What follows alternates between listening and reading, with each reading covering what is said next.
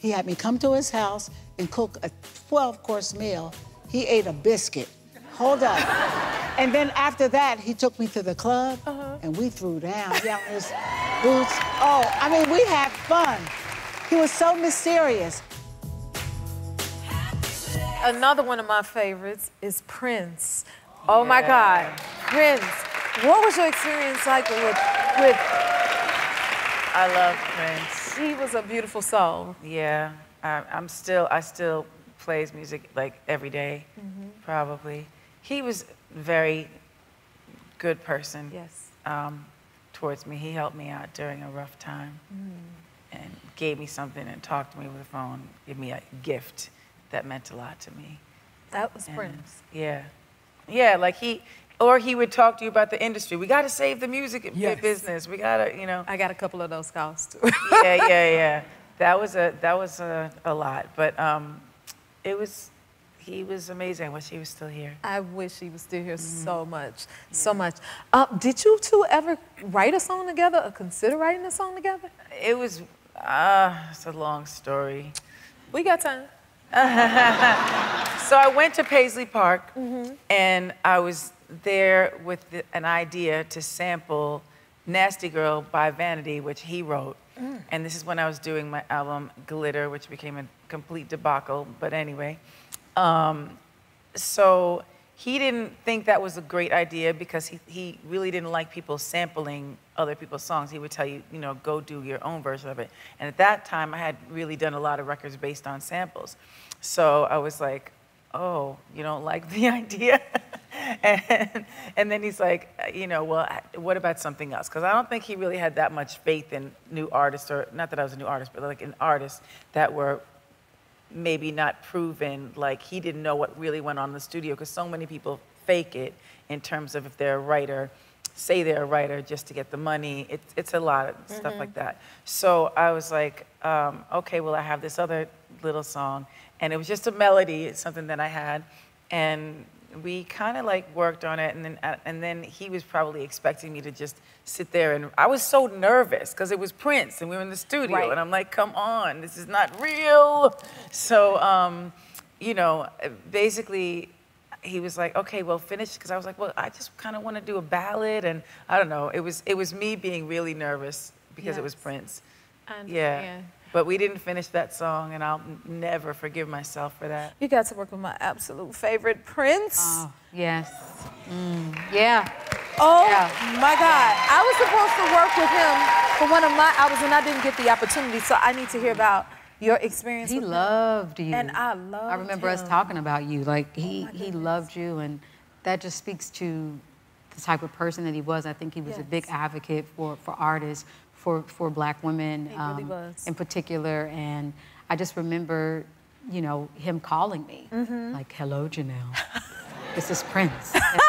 Oh my God, you have that photo. That. Okay, so this just tells you what kind of person this is. So I opened up for him. I want to say this was the Forum. I did Madison Square Garden, and I also did the Forum with him.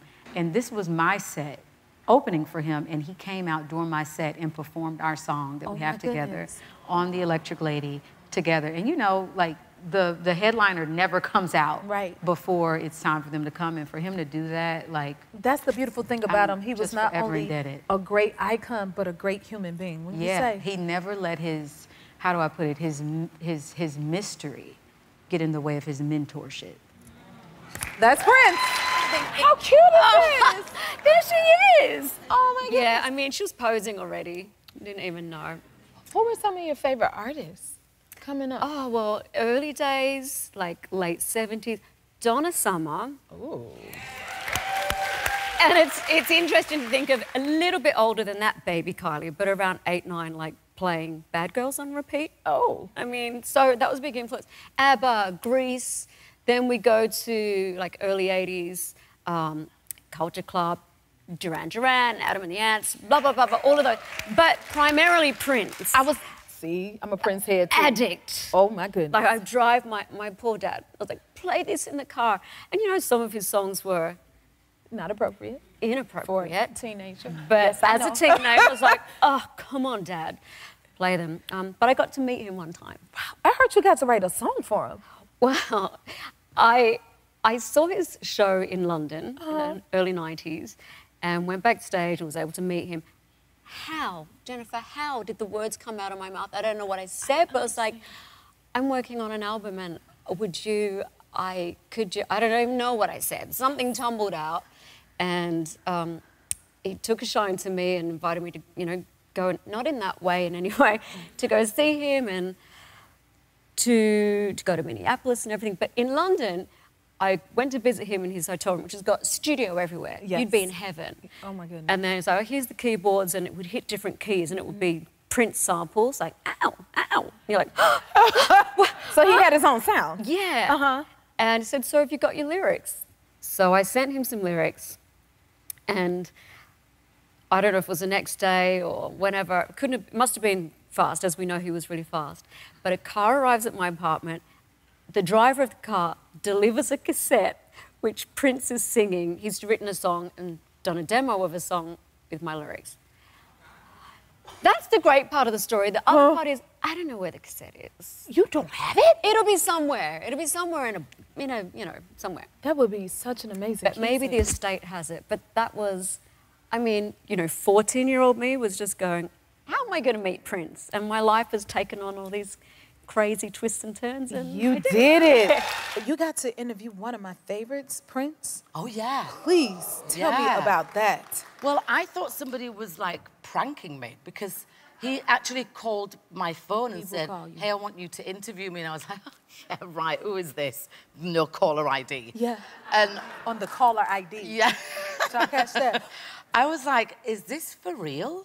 Because it was just when he came out from wearing slaves, so he was actually willing to talk because he'd already gone through all the stuff with his record company.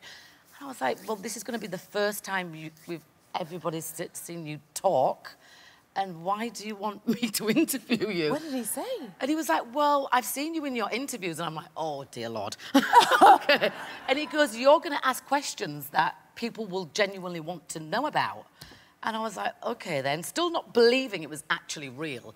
And I was 3 months pregnant with Phoenix, who's now 24. And so I thought, you know, I'm going to dress up like what I think that Prince was going to like. So I had a long ponytail. Yes. You got to be dressed up like Prince.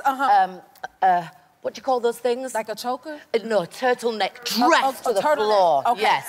And I could barely walk in it. And I was like, sat down, I was like, let me just take my shoes off. And we just hit it off. He was such a nice guy. Wasn't he? God bless his soul, yes. I know, I miss him so much. Yeah, Prince will call you, honey.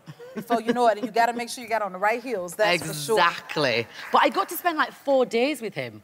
I got to hang out in his like room where he plays all his music and jams, and I got to eat. I think back then, vegan food had just come out, so he had all this vegan food, and I was like, it's not chicken? What's chicken? Wait, what is this? Yeah, but I had fun with him. I mean, he's a legend. The music that he's done is just incredible. I could listen to Prince stories all day. He's like my top 2 favorites. So thank you for sharing that with me. Oh, thank you. My goodness. And then Prince, he called and wanted to do a pajama party in one of your theaters. Yes. How did that happen? So I owned the Magic Johnson Theater, so I get a call. I also, thank you. I went on tour with Prince too. Isaiah Thomas and I were big Prince fans. We follow Prince around. I love music. Yes. So I get a call, and Prince said, what's up, Prince? He said, Magic, I want to rent out your theater. I said, you don't have to rent out my theater. I'll give you the theater. No.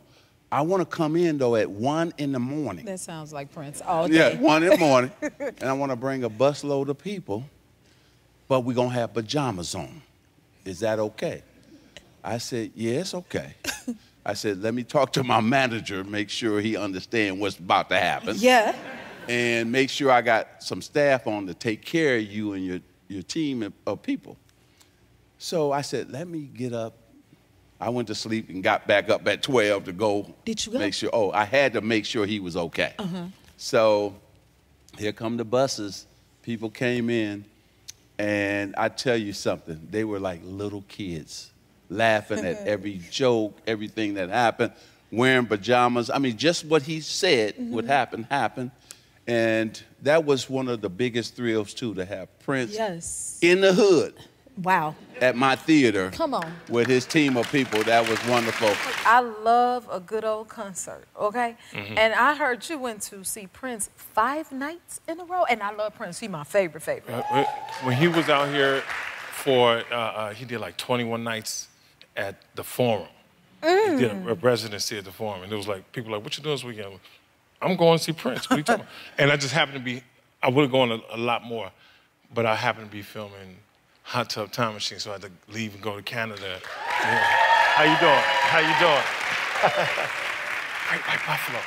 But so I ended up, I saw him 5 nights, and it was, each night he did something different to start the show. Then he did the core of the show, and then he, like, it'll be somebody in the audience he brought up on stage. But every night he gave you a little something special that you didn't know you were gonna get. I don't think the band knew they were gonna get.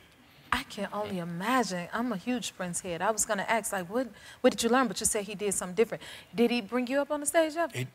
I got up there because at the end he was bringing up like all these people, and I ended up going up there and like dancing, and he had these twins.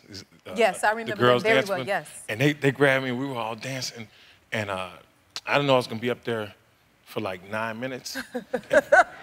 And 2 minutes in, I was doing this 1, 2, 1, 2, and I was like, and I was, please don't down on stage with Prince. So it was interesting. I made it through that.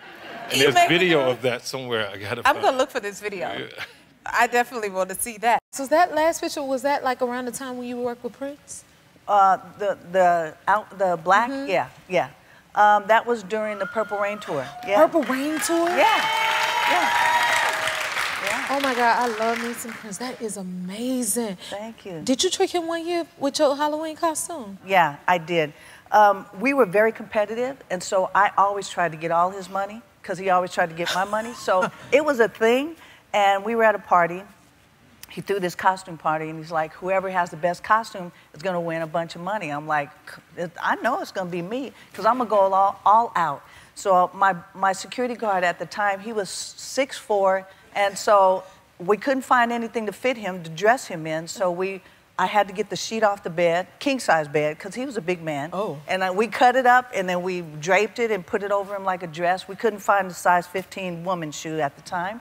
And so then we put orange lipstick and a wig and everything. And then I dressed up as a guy, and I had the wardrobe department get like a mustache, hair, chest hair, sideburns. Chest hair too? Chest hair, sideburns, a little goatee. I put on glasses and I dressed as a pimp and he was my hoe. I did not hear that comment. You did not. You did not. And it was a thing, and so it was funny because I walked in it was packed. There was so many people. And he walked by me like 2 or 3 times. He didn't know it was me. I had a cane and I was talking mess. So, yo, I was just like being goofy. And he didn't know it was me. He walked by me and he kept saying, where's Sheila? Where's Sheila? Like, she's right there. So he didn't know, and I said, I'm gonna get his attention. So I took the saxophone. How you get his attention? And I started playing saxophone because we were jamming. I started playing saxophone and he walked up and he was like, and he just fell back on his back, on the floor, feet up, laughing. He goes, Cuttin', you got the money. You got the money. You got the money. You had to get the money after that. Absolutely. I love that. That sounds like so fun. You got to do backup for Prince? Yeah. After his 3121 album, I was in a Latin band called Grupo Fantasma. He sort of took us under his wing for a couple years, and we used to play his club in Vegas. He had a residency there.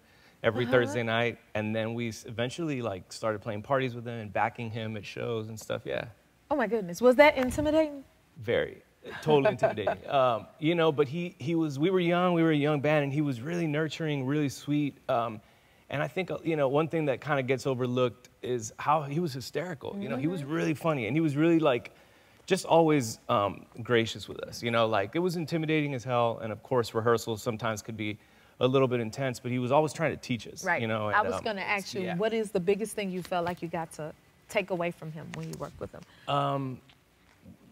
We did a lot of rehearsals with him, and one thing that, it's not like one specific thing, but the way he put a show together, I would see like the method to the madness. You'd be rehearsing and just kind of all over the place, playing this, playing that, but he would record everything, take it home, make notes, and the next day he'd come back and he's like, here's how this is gonna go. This song is gonna go here, it's gonna go into a medley of that. And he like pieced the whole thing together over like, you know, and like seeing the way he would do that always is something that I like kind of always aspired to. You're blessed to be able to learn from a genius like Prince. Yeah. That is awesome. You just connected to all my favorites. You had a great friendship with Prince as well. Yeah, I did. That's me dancing with Prince on the. I met Prince in the early 2000s. A friend of mine was representing him, and I hosted a small event where he was, and then we went to a couple parties, which turned into about 35 parties at Prince's house late. And so we would, Prince loved my dad, and sometimes we would go and like we went to Vegas and hung out with him. And he was just a really, really great guy. He was a very significant influence in my life. He would call me Harriet for Harriet Tubman. And I'd be complaining about something like, oh, they didn't treat me right. And he's like, you gonna be Harriet Tubman or not? You know, and so he was really super, super smart. He would just tell me all of these stories about his career. And he was really a connector of people. Yes. Many of my friends today, I met through Prince. So yeah, I miss him. Speaking of stars, see, I'm a Prince fanatic. Stop. Listen, I love some Prince, okay? Minneapolis girl, Prince. I mean, are you this much of a fanatic?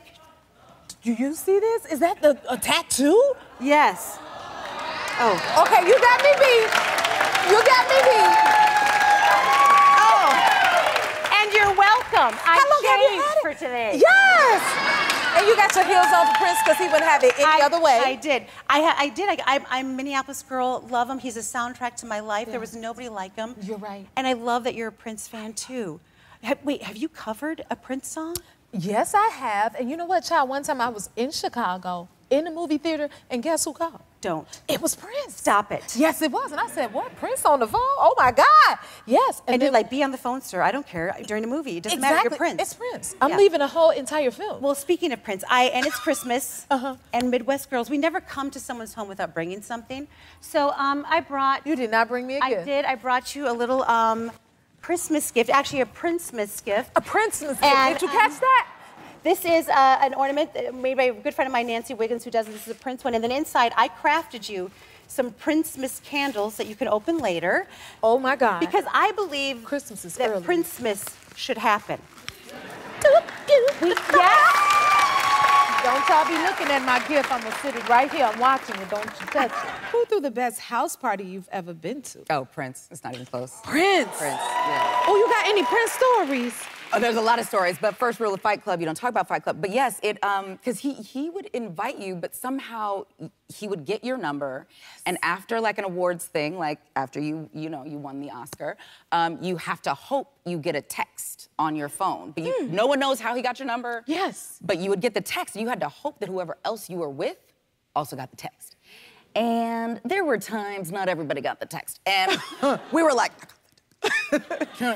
And so you have to try to ditch your friend because you're not gonna miss a Prince party because someone didn't get a text. And then how do you tell them they're not going?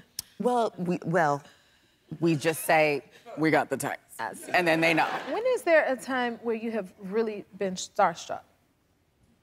Oh, starstruck.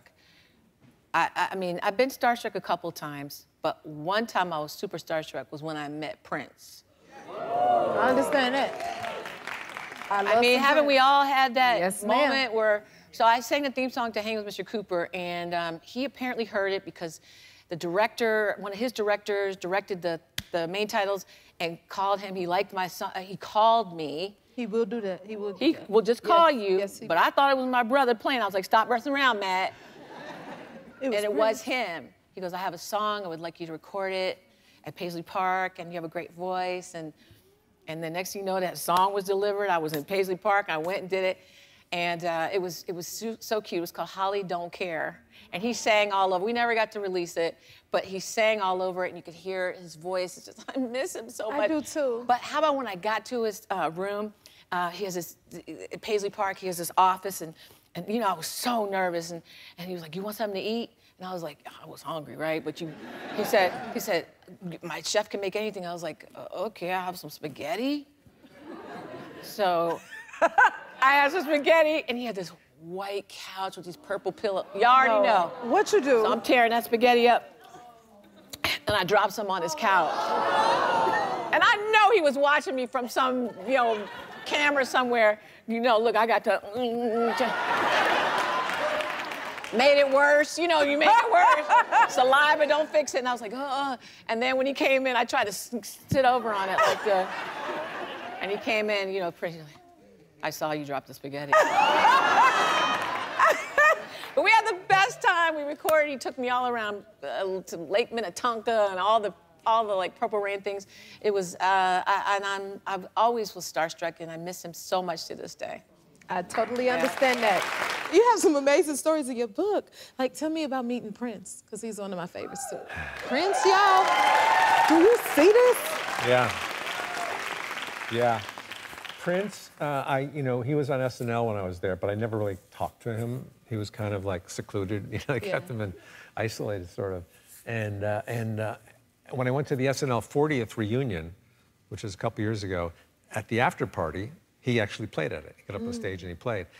But I was standing in the ballroom where everybody was, and there's a lot of huge celebrities. It was like the Hollywood Wax Museum. Everybody was there. Eddie Murphy, Paul McCartney, on and on and on, David Bowie.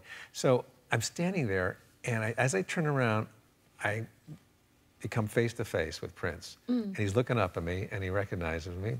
He says, "Where do I know you from? You collect shopping carts at Costco?" Anyway, he didn't do that, but he smiled at me. He recognized me. I smiled at him, and we shook hands, and some small talk. And then I introduced him to my wife, who's a huge Prince fan. She shook his hand, and then he was surrounded by, I don't know, these 3 girls that were in the band, was backing him up. It's really interesting looking girls. And then they just moved away. They just went out. They kind of like floated into the other room. And I went to take a picture of him, and the girls go, "No pictures, no pictures, no pictures." And then as he left, my wife goes, "Oh my God, he shook my hand. He doesn't touch anybody. He shook my hand." And I could feel like this vibe going up my hand. It's an electric charge. I said, "All right, let's take it easy. He's just a musician, okay? He's a singer." And you started out as a drummer in Prince band, and then you became the lead singer? Yeah. How did that happen? Well, see, what happened was, I thought I was going to the high school dance to see this girl. Oh. And so, you know how they clear out the cafeteria, put the band there, and create a dance floor. So I get there, and I think I'm going to see this girl, and I hear this band playing. And I was mesmerized, so I go over to watch the band, and I forgot all about the girl. I stood there all night. So it was Prince, Andre Simone, Andre's sister on keyboards, and a few other members, and they were like 13, 14 years old. They were playing like they were 25-year-olds. Prince was doing Carlos Santana guitar solos, and it was just incredible. So I told myself, I gotta get to know these people. I gotta be in this band. So Andre Simone and I started hanging out, skipping school and stuff like that, And so one day we were at my house, and I hop on my drums, I start playing. And Andre, I stopped playing, and he's looking at me like his eyes all stretched. He's like, "Man, I didn't know you could play like that." And he said, "It just so happens we're having trouble with our drummer right now. You should bring your drums over, let Prince hear you, and, see how it goes." So I took my drums over there, set them up, and they never broke down. I was in the band from that day on. So. Never broke down. Ain't that something? Yeah.